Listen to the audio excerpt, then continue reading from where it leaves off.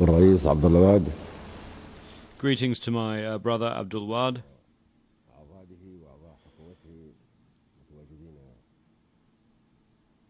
and the members of his government present in this hall. I salute the Senegalese people, one by one, men and women, and the African nation on this day through sister Senegal. Thank you, Mr. President, dear brother, for your kind words in opening this meeting, and the kind words you have just said now. I also salute brother President Alpha Canari, Chairman of the African Union Commission, and would like to thank him for the words he addressed to me in his opening statement the other day. I'd also like to thank all the African leaders who attended the opening session, although they are not present today.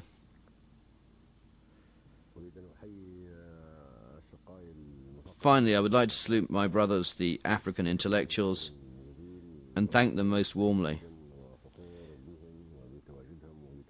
I am very happy and proud that they are present and have responded to the invitation addressed to them by our brother Abdullah Wad,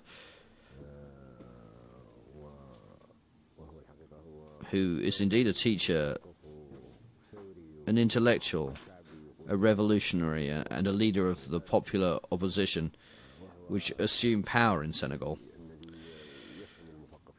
He understands intellectuals, their mission and their role.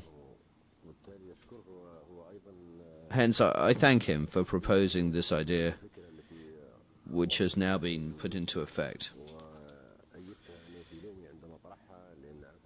I supported him in Lomé when he proposed it, because I knew it was a useful idea proposed by President Abdullah Wad, someone who is committed to Africa, a scholar of history, an intellectual. I say this because culture is the problem of the Third World. It is uncultured rulers who are the main cause of the lagging development, advancement, and the progress, democracy and stability in the Third World. Culture is very important for leadership.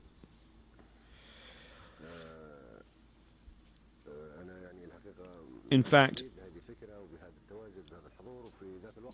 I'm extremely impressed with this idea, this presence and this attendance. At the same time, I appreciate this gathering all the more as those in attendance have come from the remote corners of the earth, which makes me ever so proud of the African intellectual. This evidence of the patriotism of the diaspora intellectuals who are scattered over all the continents of the world outside the motherland Africa, yet they are connected to the motherland and here today for its sake. They are seeking to unite their continent and motherland and to help it move forward in this age, as it has lagged a lot because of external factors.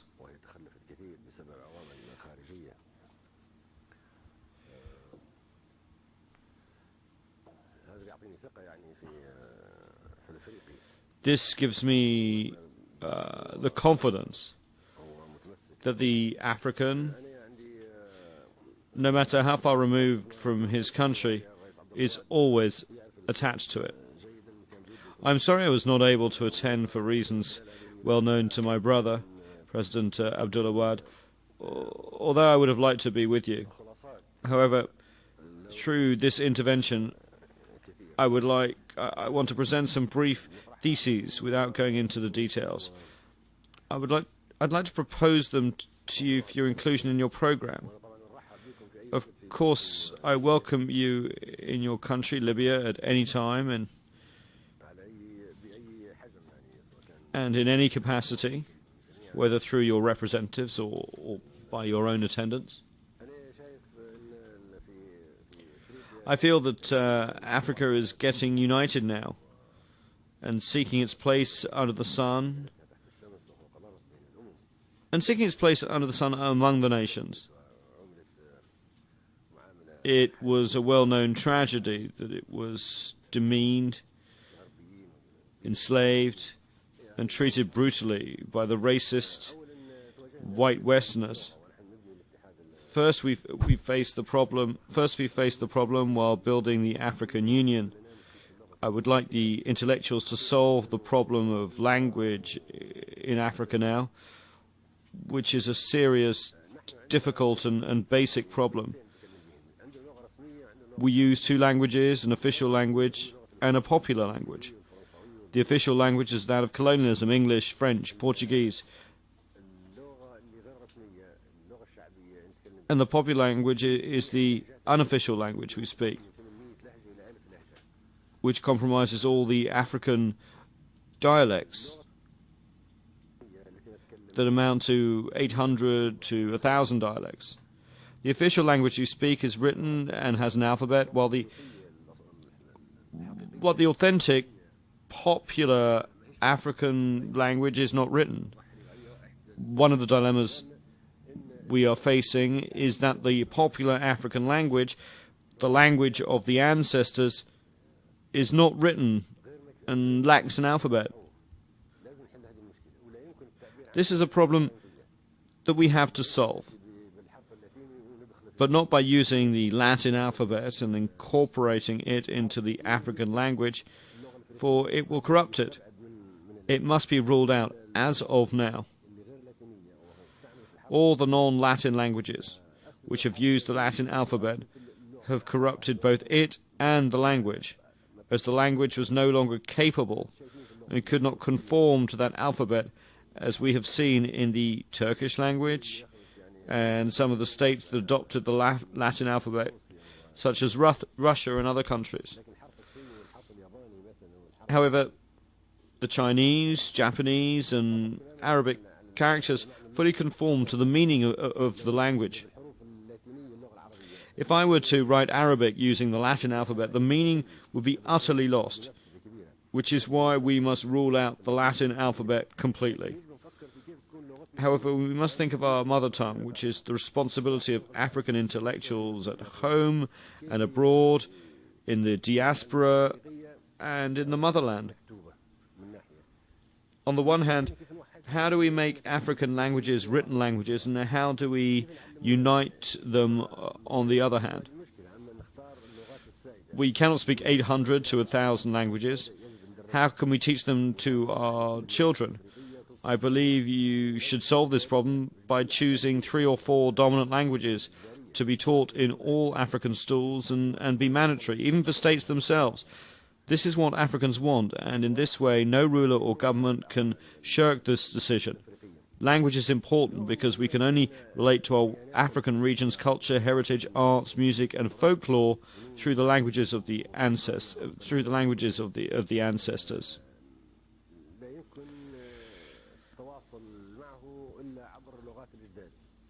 If we lose these languages, we lose our link with our past, our history, and our roots.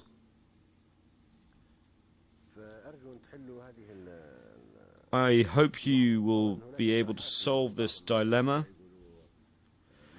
Naturally, there are proposals from some leaders who advocate the adoption of Swahili, Arabic, Hausa, Amharic, i.e. 3 or 4 languages, and making them mandatory in Africa, while continuing to teach the spoken languages so that they can be spoken in the family and on the popular level. It's imperative that this dilemma be solved. And I hope you will accord it your full attention, because otherwise we will lose our past and be suspended in the air without roots. The second thing is African religion. It's a shame that it was said that Africa only got to know God after Western colonialism or after adopting Christianity. This is shameful and a major historical fallacy, as you intellectuals know this. How can it be that Africa only got to know God after the Berlin Conference in 1885? Africa had known God before Berlin was even built, and before Europe was inhabited. Africa knew God. I did a study of African theology and African religions. And in that study I found that African religions, contrary to what is said about them, are not pagan. These are monotheistic religions, like the religions of Abraham, peace be upon him, with whom religion began and was concluded with Muhammad, the last of the prophets. African religions are monotheistic religion. I drew a comparison between the Quran and African religions and discovered that they are monotheistic religions that are consistent with Islam to a great extent. I found the glorious names God cited in the Quran in African religions. In Islam, among the glorious names of God are the One, the Lord of Majesty, the Dependable,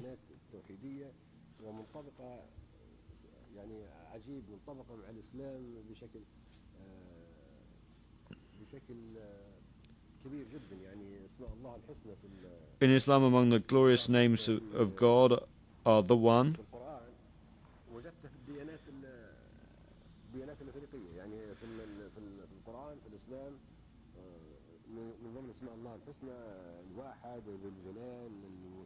the Lord of Majesty, the Dependable, the Creator, the Bestower, the Possessor, the Lord of Heavens, the Supreme, the immemorial, and the Originator. These are among the glorious names of God cited in the Quran, which I found completely consistent with ancient African religions, when in the language of the Yoruba in Nigeria, in West Africa, they speak of Old Mary.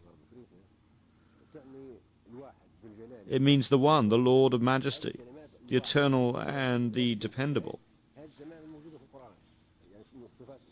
These words, the One, the Lord of Majesty, the External, the Dependable, are cited in the Quran as attributes of God. Aris in Aruba means the sole source of existence, which is the same meaning as the first creator, and Jobi in Tubuka in Malawi means the bestower, as in the Quran. When they say Kajenjo in Uganda, it means the Lord of the universe, as God is referred to in the Quran.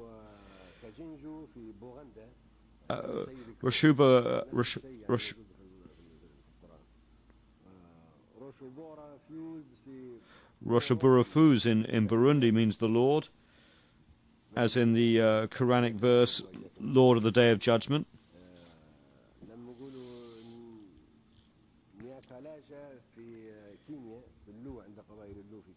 It is you whom we worship and ask for successor. Also, when the Lu tribes in Kenya say Nyakalaga, it means the immemorial. Wak in Ethiopia means the Lord of Heaven. Susa in Zala in Ethiopia means the Lord of the Universe. And Laifi in Mindi in Sierra Leone means the Supreme Creator.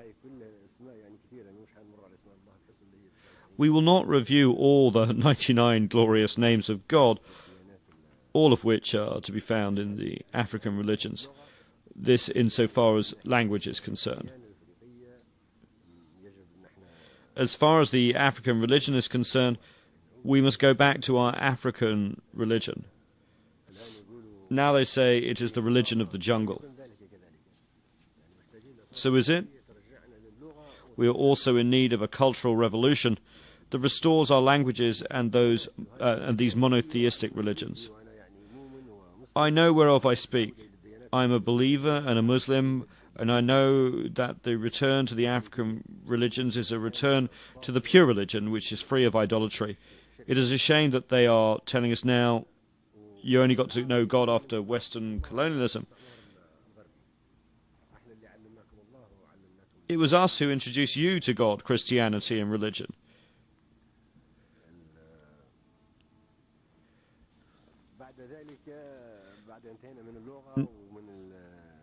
Now, having addressed African language and religion, we come to other things that are not comparable morally, but are nevertheless important. We come to the African habitat, the African cottage. I wish that intellectuals and architects would develop a program to prevent the disappearance of the African cottage. The African cottage must not be allowed to die out and be replaced by cement, concrete and buildings that are suitable for Scandinavia, the Eskimos, Iceland, Greenland and Alaska. We should not bring these to Africa because they're not suitable for us. It is the African cottage that is suitable for the African environment, the African climate and African customs. It is inexpensive since it's built with readily available local materials, and the family builds its own cottage by itself. We have lived in cottages for centuries without experiencing any harm. On the contrary, we are very healthy. The cottage is sanitary and needs no air conditioners that we have to buy from Europe or gas that's injected into the air conditioners. Also, it does not need any artificial ventilation because it's naturally ventilated. I hope that every African cottage will be preserved and that the studies would be undertaken in regard to the environment and the heritage, because that would help preserve the African cottage. The reason is that I have visited by land many African regions in West Africa, Central Africa, East Africa, and Southern Africa.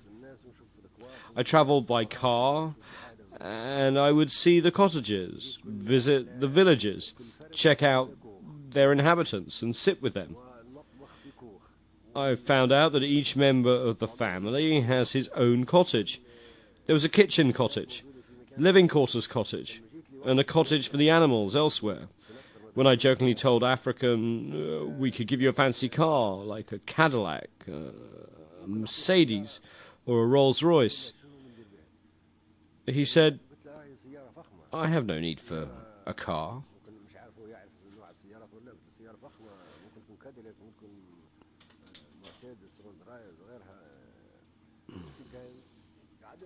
No need for a car. I'm settled here. I have everything.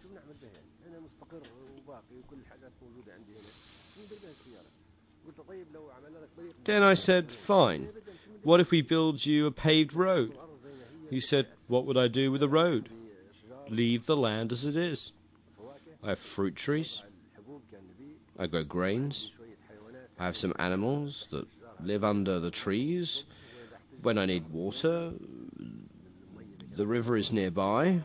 If I were to build him a paved road, provide him with a car, and build him a house of concrete, we would probably destroy him and introduce him to the inferno of concrete. Please preserve the African cottage.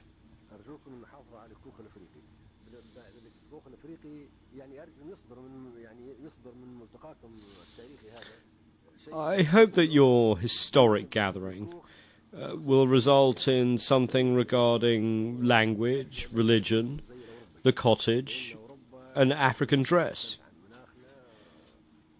I hope that we will not replace African dress with European dress, because European climate is different from ours. Their buildings are different from ours. We walk on foot and ride beasts of burden while they board satellites and trains. When we have an African astronaut, he will be dressed like an astronaut. But now our children, our women, our elders and our kin must insist on African dress, which was designed to suit the African atmosphere and the African environment. Please do not westernize it one day, because we will be deformed. Our religion was deformed. Our language was deformed, our habitat may be deformed, and then our dress will probably be deformed, after which they will change our food, beverage, and cuisine. Our African cuisine and our African food must stay the same, and we should not be dazzled by America and Europe.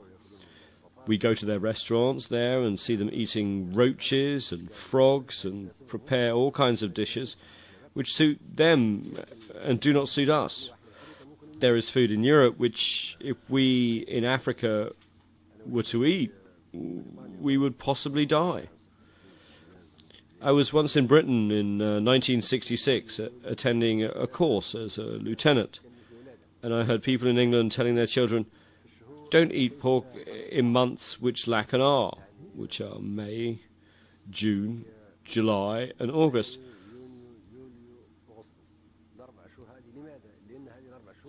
Because these 4 months are the summer months, which means that pork will be harmful. When we, in a hot climate, eat pork, it could cause us great harm, as can be proven medically.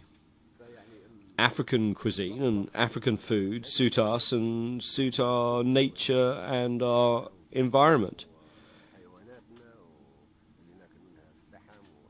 Our animals whose meat we eat and whose milk we drink, our land, our soil and the plants that grow therein are different from theirs. So I hope that they will not strip us of our dress and our food, and that they will not come into our kitchen, our homes, our religion and our language, and strip us of all these constituents of our identity.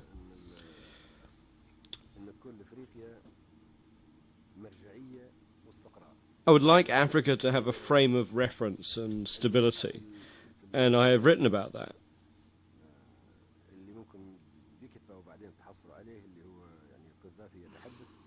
I have a website, Al Gaddafi Speaks. Its address is www.algaddafi.org,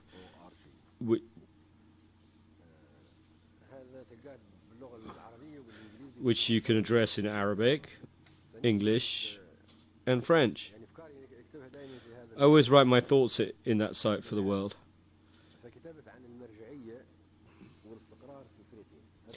I've written about authority and stability in Africa, and I hope that you'll read it.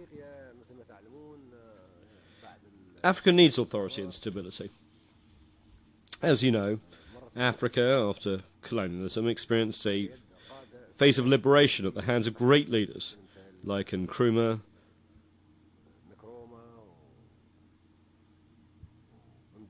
Ben Bella, Nasser, Nyerere, Lumumba, Modibo Keita and Kaunda.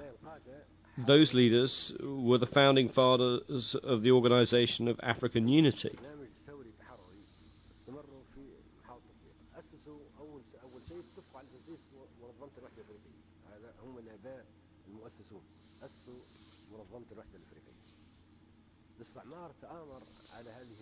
However, colonialism conspired against this class of leaders and decided to oust them and replace them with its own lackeys.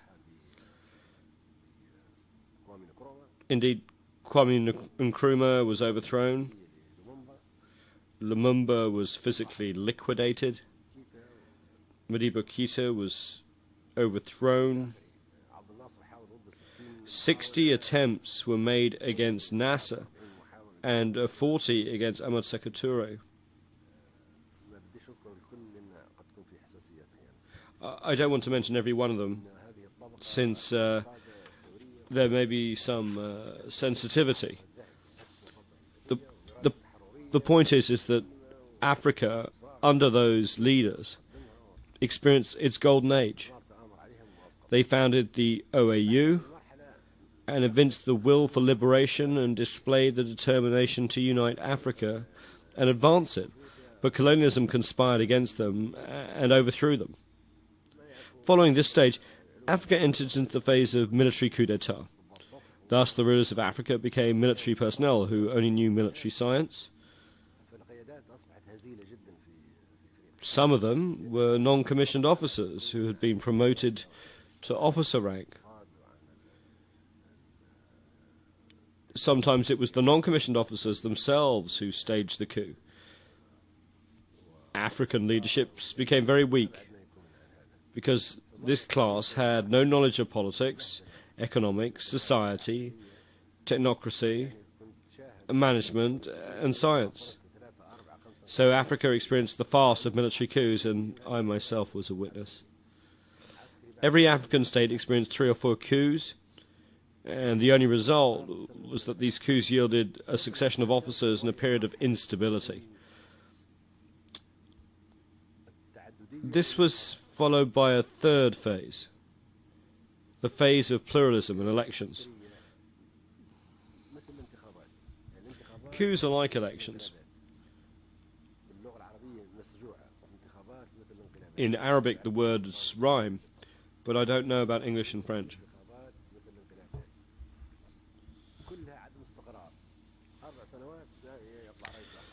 This led to more instability, with one president following another every 4 years. Also, some constitutions limit the president to 2 terms. Assuming that the president is good, then why should the will of the people be reined in after 2 terms?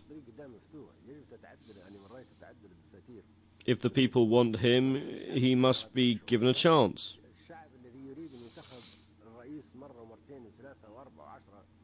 I feel that African constitutions must take that into account, so as not to impose conditions on the people's will. If a people want to elect a president once, twice, or 10 times, the constitution should allow them to do so. Why the people should be deprived of an effective president who has a program that he wants to carry out? However, he's not able to do that and is forced to give up his post in favour of someone else that may be his complete opposite, or maybe even abort his original program. Elections bring us stability and no benefits, and pluralism is a mere formality, which is a fulfillment of the instruction of the World Bank, the WTO, the IMF, the European Union, the United States. They all demand the establishment of pluralism as a condition for the provision of aid and loans.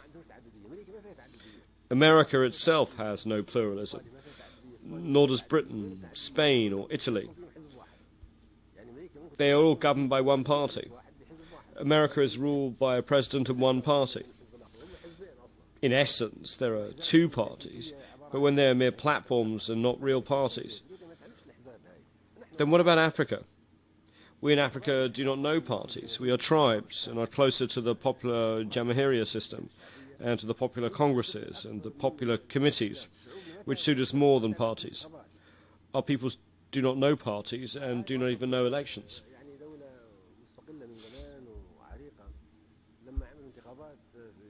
Egypt, for instance, has long been independent, yet when elections were held in Upper Egypt, a citizen was asked, "Who are you voting for?" And he said, "Said Zaghloul." They said Said Zaghloul died in 1920, but was still on the mind of the people. In a nearby African country, they distributed pictures of the candidates so that people can identify them when they see their pictures on the box. People took the pictures home and hung them in their houses. When they asked why they did not vote, they said, "We thought we were supposed to take the person's picture home and hang it there. We didn't know." Even referendums are not known to our people. These things do not suit us.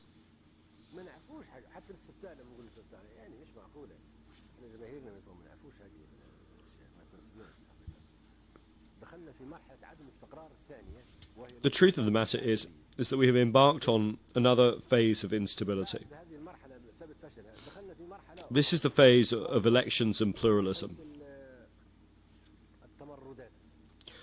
Once this was proven to be a failure, we embarked on another phase, that of rebellions. An elected president faces a rebellion before his term of office is over, and the examples are there for us to see. In Ivory Coast, an elected president is facing a rebellion.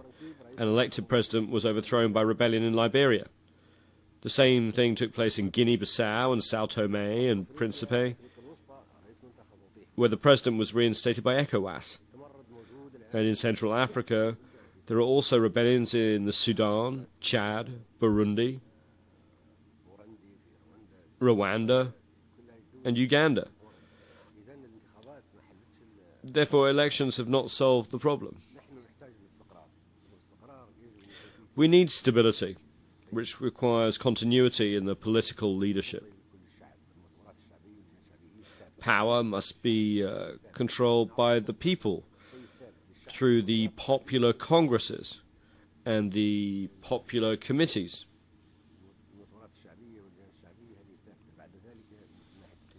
It is the masses and the popular congresses and the popular committees which are stable. However, there must be an authority which is necessary when there is a malfunction, as did happen in Sierra Leone, Liberia, Central Africa, and Burundi. In some countries in the world, as you know, there is a king and a queen who is not part of the executive or legislative branch of government, but is a reserve authority who is the arbiter when these branches disagree.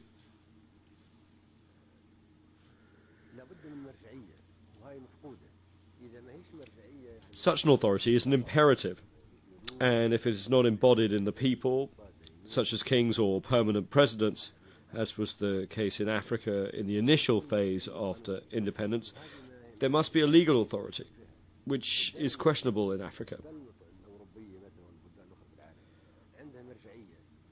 European countries and other countries in the world have an authority, either royal or presidential, which has no relationship with the executive, legislative and judicial branches of government.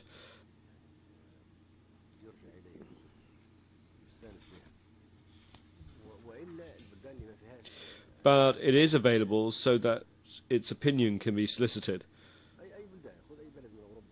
In the countries that are not monarchies, there is a legal authority, such as a Supreme Court or a constitutional court.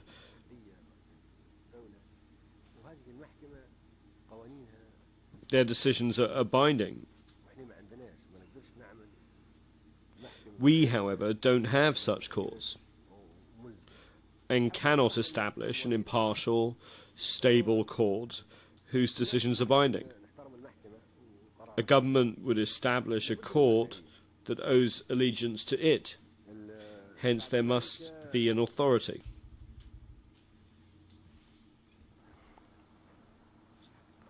Beyond that, we should have a link between the African motherland and the states of your diaspora.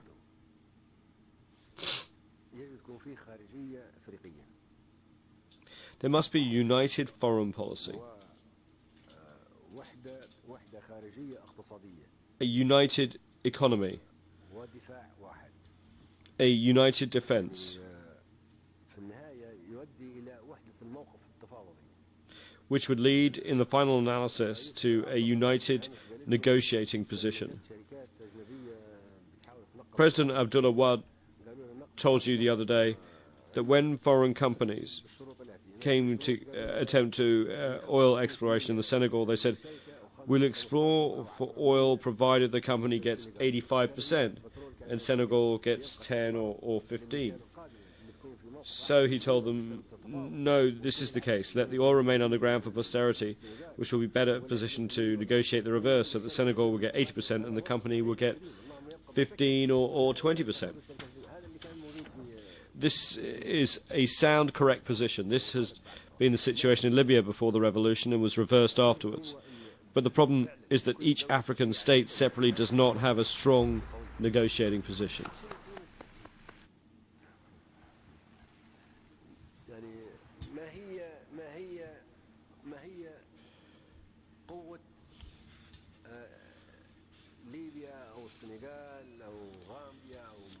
What is the power of Libya, Senegal, Gambia, Malawi, or Burundi, for example, before the American Colossus, or the European Colossus, or Japan, China, or Spain, the Commonwealth of Independent States that were part of the former Soviet Union, or the states of the Pacific Rim?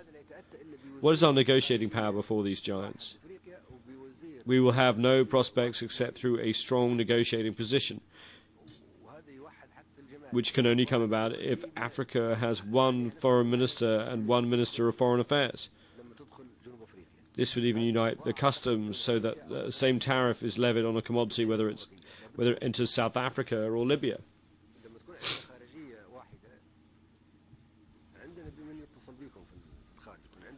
When there is one foreign ministry, you can be contacted abroad through one tool.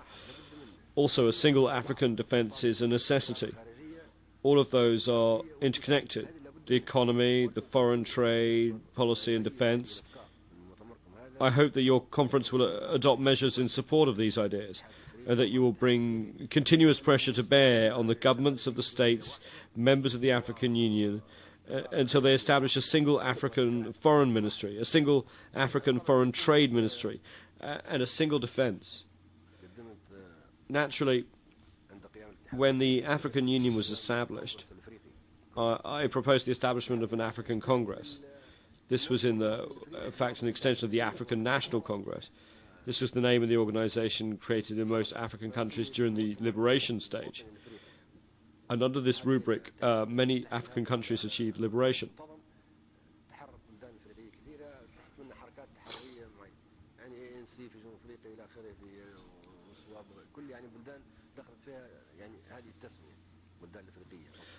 From these historical designations, I took the name of the African Congress.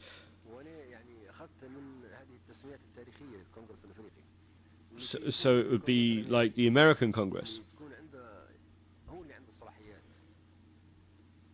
It would have the power to promulgate laws.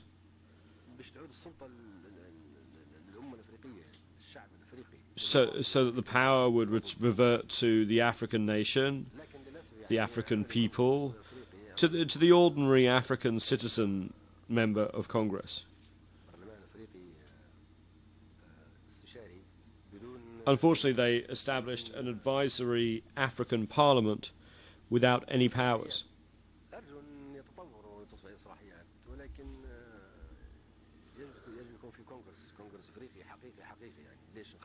I hope it will develop into a real African Congress.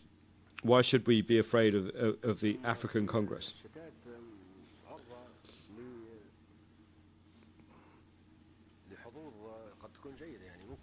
You in the diaspora may have good prospects. One or several of you may occupy important positions in the USA, Latin America, Central America, or Europe.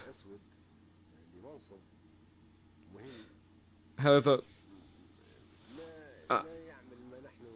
I noticed that when a black person attains an important post, he fails to meet our expectations and exaggerates his embrace of European culture or American culture to the point that he becomes more of a Yankee than the Yankees themselves. In other words, he becomes more royalist than the king. Why should we curry favour with them? We have before us the example of the Jews in America is very loyal to the state, and they unilaterally established in 1948, which they call Israel, and they harness all the resources of the state to support that statelet.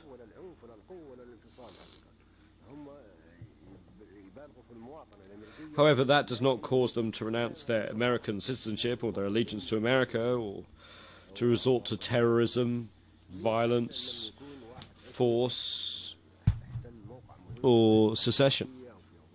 They exaggerate their American patriotism, but only use it to promote the interests of what they consider the motherland or the promised land. Why is it that when a black man occupies an important position in the US or Europe, he does not use his citizenship of that country to promote the interests of his motherland, Africa? This mine must be exploded, and we must pass in silence over the truth, but discuss it even in America. We all become Americans when we go to America. There's no single America, race or nationality. Americans are the Africans, the Indians, the Chinese, the Europeans, and everyone who goes to America and becomes an American. The land called America is the land of the Red Indians.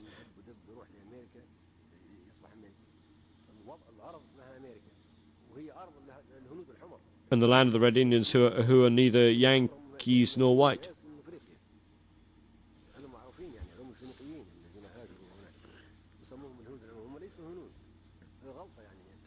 The Red Indians came from Asia and Africa, emigrated there, and were mistakenly called Indians. Those people are America's indigenous inhabitants and are the owners of the land. As for the others, they have no right to monopolize power or wealth or monopolize America for themselves to the exclusion of others.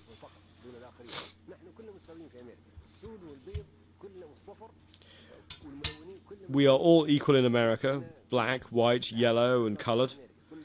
America belongs to us all, because all the peoples made America. Hence, I am not ashamed to claim my right to America, and when I raise my voice in America, I am no stranger. I mean, you regardless of the circumstances that brought you to America, you're an American citizen now. So why are you timid? And why do you flatter the whites to keep your post and gain their approval?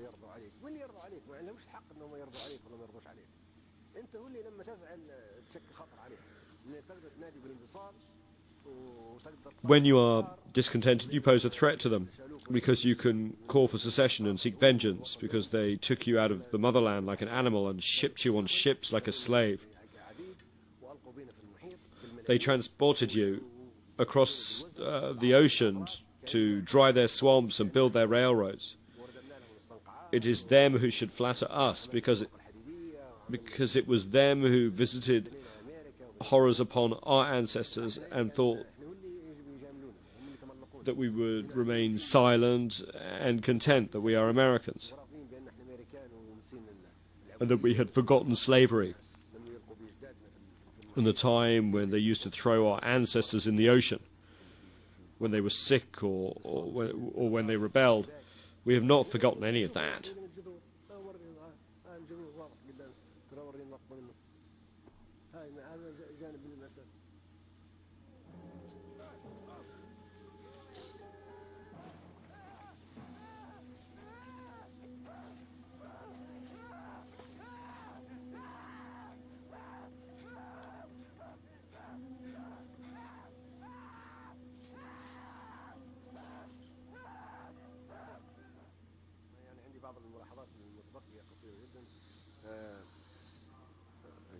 I have a few remaining very brief remarks. I call on African intellectuals to obtain, on this occasion, the Green Book. They should study it well and call for its application in Africa, so that we can avoid all the pitfalls while attempting to build the new Africa. We should do so without blind imitation, since our environment is not suitable for social, economic, and political imports. I hope that you will read the Green Book and that we will revert to the power of the people. I hope that as a result of this conference, brothers, President Wad and President Kanare, assistance will be extended to our African brothers in Diaspora to help them form an association or an organization that we can contact, so that we will not remain as dispersed individuals in the diaspora. The Jews everywhere, as we have said, although loyal to their homelands in diaspora, use them to serve what they consider is their motherland. We Africans must be like that. We blacks should owe allegiance to the countries we are in, but we should use that allegiance in the interests of our continent and the motherland. I hope that you will launch a strong call for the accelerated establishment of the United States of Africa. Therefore, we should not say that African states are too numerous and difficult to unite. On the contrary, our size is equivalent to the size of one state. Beyond that, we are one nation, one color, one race, and form one language. We hope that one religion and one identity, and do not accept something called racial ethnicity. There are no races in Africa, but a single African race. Even though who came here from somewhere else and settled in Africa become African at the end of the day. Even the Arabs who came to North Africa are now Africans in spite of themselves. Some Arabs who came 5,000 years ago, who are Arab Berbers, and the Arabs who came after Islam 1,000 years ago, turned black later, and they are Africans, like the peoples who came before them. Many peoples come to Africa and do not know now that they are of Arab origin. There are Indians and Indonesians who now say we are Indians or Indonesians, but they say we are African. You should promote the single African language, the single African foreign ministry, and help accelerate the establishment of the United States of Africa.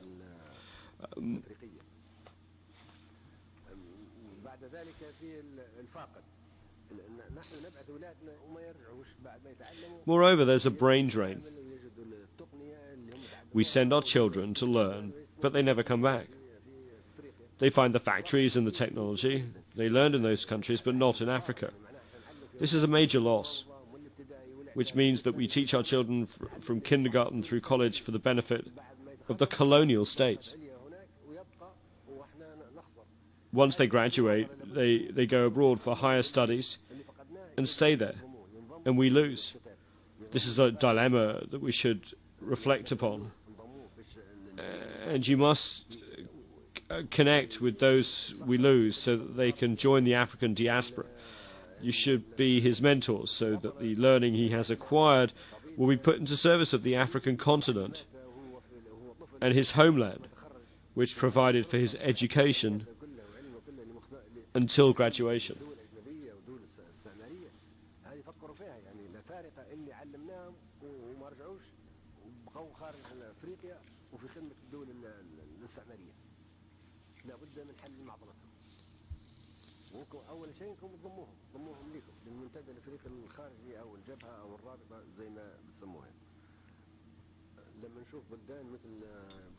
We see countries like Australia and some other countries in the Americas where the Africans are the indigenous people, but the whites control these countries as if they were the indigenous population.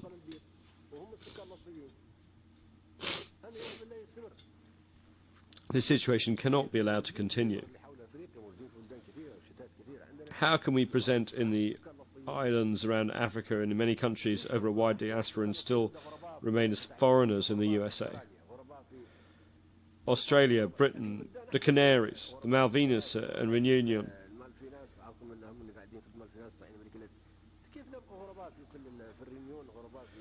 These are countries where we are the indigenous inhabitants who came to these countries and found them empty and settled there.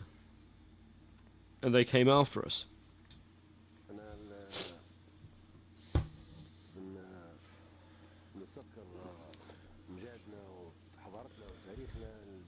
I want to recall our glories, our history and our civilization in order to be equipped to face the challenges and have self-confidence. We are not slaves and knew God before they did. We had civilizations that predate theirs.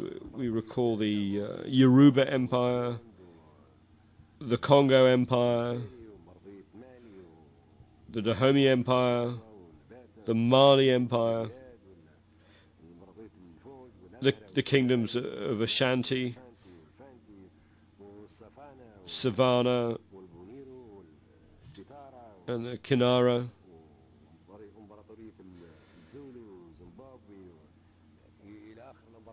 These show that we are civilized nations and civilized peoples.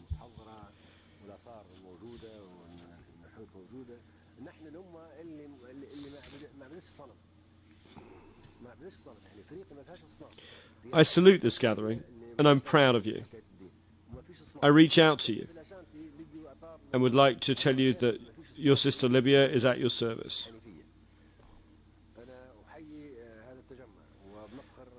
and is your country.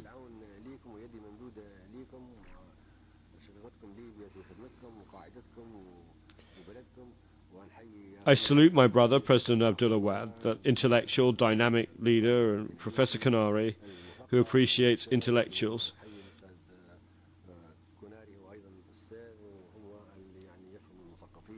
Together, the two of them sponsored these activities, while we simply helped them. I have one final remark. I once asked all African countries to inform me of the homeland of Gabriel, who was executed in 1800 for leading a genuine revolution in America against slavery. He planned for the revolution and attacked the city of Richmond, Virginia, together with thousands of slaves, with the aim of establishing an independent state for blacks. But he was arrested and executed. I was trying to find his homeland so that we could build him a monument in the 200th anniversary of his execution. I have not received any answers so far. I hope that you will research this and find out the answer so that we can build him a monument in his homeland, Africa. I salute you. Peace be upon you. Long live Africa. Long live the United States of Africa. The struggle continues.